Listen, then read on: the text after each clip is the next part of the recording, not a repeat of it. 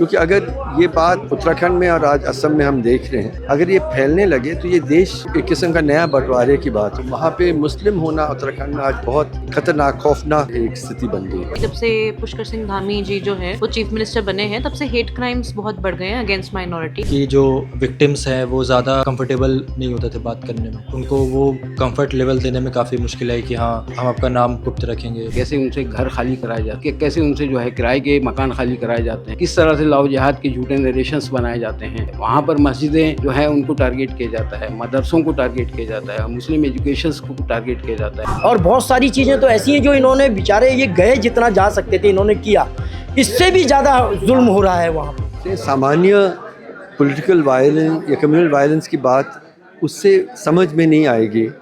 It's a much more serious problem. वो है कि एक कोशिश की जा रही है कि पूरे समुदाय के लोग, एक पूरे धर्म के लोग उत्तराखंड को छोड़ दें। ये मांग अपने आप में बहुत गंभीर है, बिकॉज इट मीन्स उसी को एथनिक क्लेंजिंग कहते हैं। नरसंहार की एक बहुत बड़ा पहलू है एथनिक क्लेंजिंग, और वो प्रयास खुल के उत्तराखंड में हो रहा है।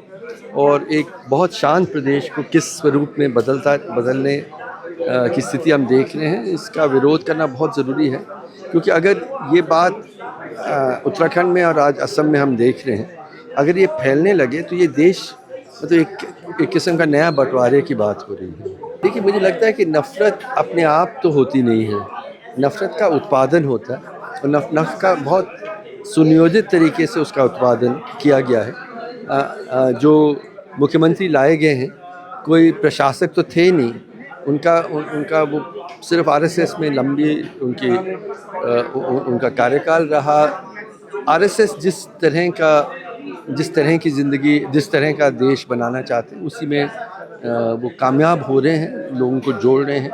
और वहाँ पे मुस्लिम होना उत्तराखंड में आज बहुत खतरनाक, खौफनाक एक स्थिति बन गई है। ये उत्तराखंड में पिछले कुछ एक सालों से स्पेशली जब से पुष्कर सिंह धामी जी जो हैं वो चीफ मिनिस्टर बने हैं, तब से हेट क्राइम्स बहुत बढ़ गए हैं against minorities, whether it is Muslims और इवन क्रिश्चियंस।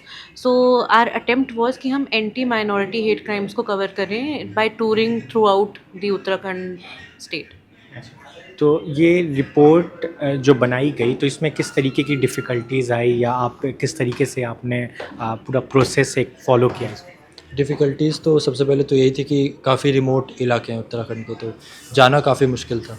दूसरी डिफ़िकल्टी ये आई कि जो विक्टिम्स हैं वो ज़्यादा कंफर्टेबल नहीं होते थे बात करने में, तो उनको जो है उनको वो कंफर्ट लेवल देने में काफ़ी मुश्किल है कि हाँ हम आपका नाम गुप्त रखेंगे इस तरीके से। तो वो अपनी बात खुल के कह नहीं पाते थे, डरते थे।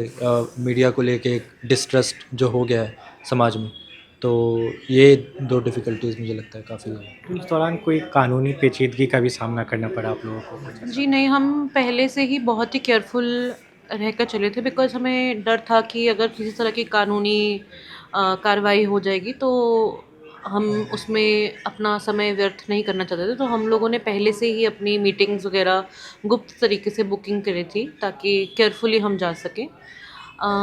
बट जैसा कि कौशिक ने कहा, आई थिंक सबसे बड़ा स्ट्रगल तो यही था कि वहाँ पे जो मुस्लिम समाज के परिवार हैं वो इतने दहशत में और इतने डर में थे कि उनके लिए खुलना बहुत ही मुश्किल बात थी।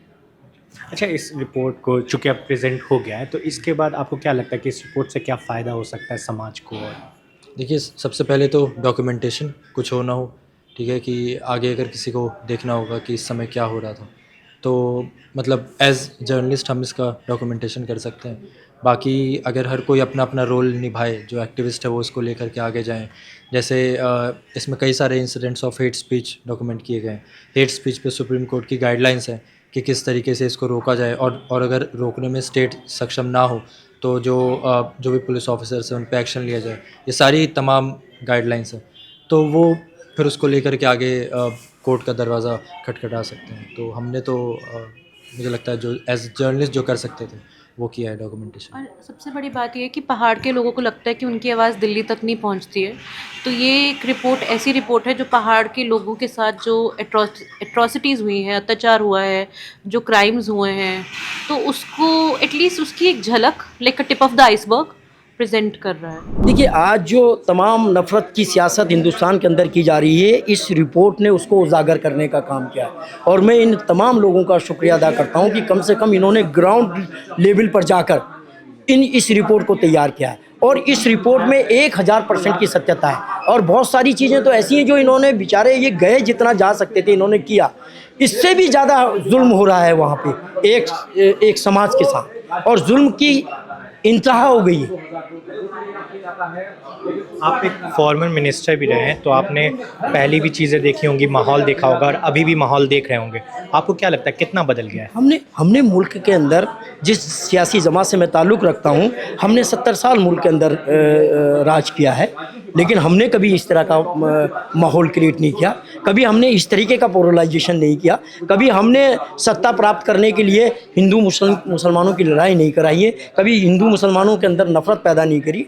आज अजीब सा माहौल हो गया है। देखिए, इस रिपोर्ट के अंदर जो है, जो वहाँ पर जो माहौल है उत्तराखंड का, और जगह जगह वायलेंस हो रही है और ऐसे इश्यूज़ के ऊपर हो रही है कि जो कभी एग्जिस्ट ही नहीं करते थे। उस रिपोर्ट को एक तरह से इन्होंने समराइज़ किया है कि किस तरह से लोगों को परेशान किया जाता है वहाँ पर, कैसे उनसे घर खाली कराए जाते हैं, कि कैसे उनसे जो है किराए के मकान खाली कराए जाते हैं, किस तरह से उनके बच्चों को भगाया जाता है, फैमिलीज़ को भगाया जाता है, किस तरह से लव जिहाद के झूठे नरेशंस बनाए जाते हैं, किस तरह से वहाँ पर डेमोग्राफी के नाम से ये कहा जाता है कि मुसलमानों की पॉपुलेशन बहुत ज़्यादा बढ़ गई है। वहाँ पर मस्जिदें जो हैं उनको टारगेट किया जाता है, मदरसों को टारगेट किया जाता है, मुस्लिम एजुकेशंस को टारगेट किया जाता है, मदरसों को टारगेट किया जाता है। ये सारा कुछ जो हो रहा है वहाँ पर, उसके बारे में जो कुछ भी हो सकता था, इन लोगों ने वहाँ जाकर के पहाड़ के अंदर, क्योंकि वहाँ पे मुस्लिम पॉपुलेशन कम है ऊपर पहाड़ों के अंदर, वहाँ जाकर के चूँकि उन्होंने एक तरह का नरेशन बना रखा है और वहाँ से लोगों के अंदर मनाफरत पैदा कर दी है, तो वो उसको उन्होंने कवर अप करके ये सब रिपोर्ट बनाई है। और आई एम रियली थैंकफुल कि उन लोगों ने इस तरह की सारी चीज़ें बना करके लोगों के सामने पेश की।